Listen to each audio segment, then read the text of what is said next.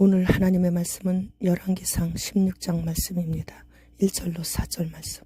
여호와의 말씀이 하나니의 아들 예후에게 임하여 바하사를 꾸짖어 이르시되 내가 너를 티끌에서 들어 내 백성 이스라엘 위에 주권자가 되게 하였거늘 네가 여로보암의 길로 행하며 내 백성 이스라엘에게 범죄하게 하여 그들의 죄로 나를 노엽게 하였은즉 내가 너 바하사와 네 집을 쓸어버려 네 집이 느밧의 아들 여로보암의 집같이 되게 하리니 바하사에게 속한 자가 성읍에서 죽은 즉 개가 먹고 그에게 속한 자가 들에서 죽은 즉 공중의 새가 먹으리라 하셨더라. 본문에는 북이스라엘 제3대 왕인 바하사의 몰락과 그의 아들인 4대 왕 엘라의 패역과 몰락을 기록했습니다. 하나님께서 예언자 예후에게 바하사를 꾸짖으시는데 바하사를 티끌에다 비유했습니다.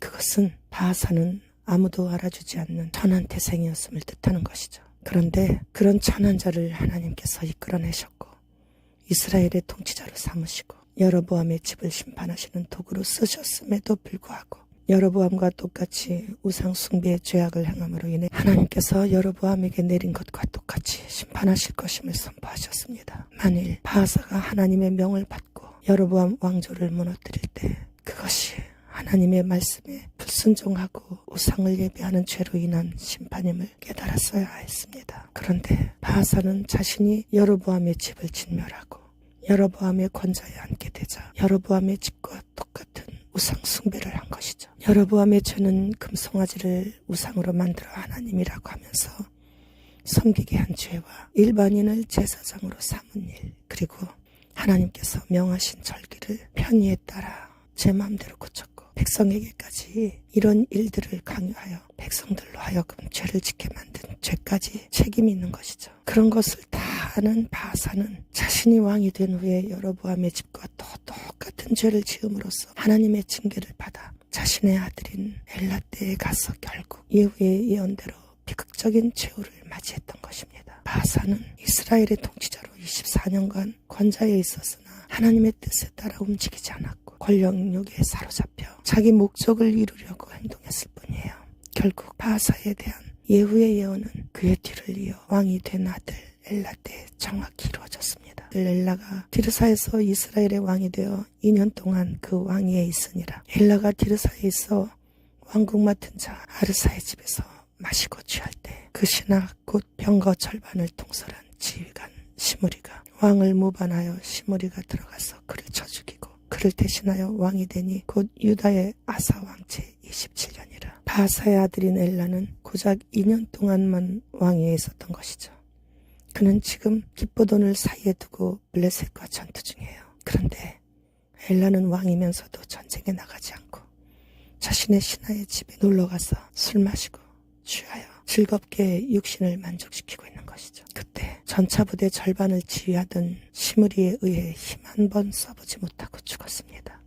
사람은 힘들 때보다 잘 될 때 더 근신해야 하는 거예요. 왕이 되고 나니까 세상을 다 얻은 거예요. 그러다 보니 아버지 바하사처럼 우상 숭배하는 자리와 잔치 자리에 주로 앉아있게 되고 그러다 보니 늘 취해 기분만 좋을 뿐 정신 차리고 있을 시간이 없는 것이에요. 11절로 12절 말씀. 시므리가 왕이 되어 왕위에 오를 때 바하사에 온 집안 사람들을 죽이되 남자는 그의 친족이든지 그의 친구든지 한 사람도 남기지 아니하고 바하사에 온 집을 멸하였는데 선지자 예후를 통하여 바하사를 꾸짖어 하신 여호와의 말씀같이 되었으니 시므리는 자신이 왕이 된 후에 보복하는 것을 막기 위해 바하사에 온 집안 사람들을 모조리 다 죽이게 된 것입니다. 이로써 예후의 예언은 정확히 이루어졌죠. 우리들의 앞으로의 미래의 모든 일들도 하나님께서 다 예언해 놓으신 대로 다 이루어지게 되는 거예요. 땅을 망하게 하는 자들 또한 피해갈 수 없습니다. 자신들의 섬기는 왕인 사탄이 불지옥을 피해갈 수 없기 때문이죠. 심은 대로 거두는 것이 하나님 나라의 법칙이에요.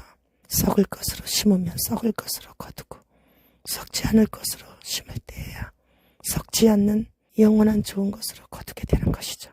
좋은 것으로 심을 수 있는 기회는 지금 현재 이 시간뿐이에요. 영혼을 위해 지금 부지런히 심어야 합니다. 국민은행 콜센터는 200여 명의 직원들을 갑자기 해고했어요.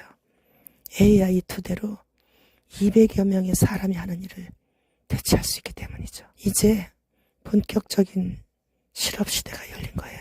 의사, 간호사, 변호사, 교수, 택배기사, 경비원 등등 모든 업계에 비상이 걸리게 된 것입니다. 미국 초등학교 수업 중 교사는 10살의 불행한 소년 테디가 행복한 소녀 테디가 된다는 것을 가르치면서 학생들이 소년이 소녀로 변하면 더 행복해질 수 있다는 생각을 하게끔 배우고 있습니다. 아유, 제가 오늘 몸이 안 좋아서 녹음이 정말 답답하게 되었습니다. 오늘만 이해해 주시면 감사하겠습니다. 주님, 어서 오시옵소서.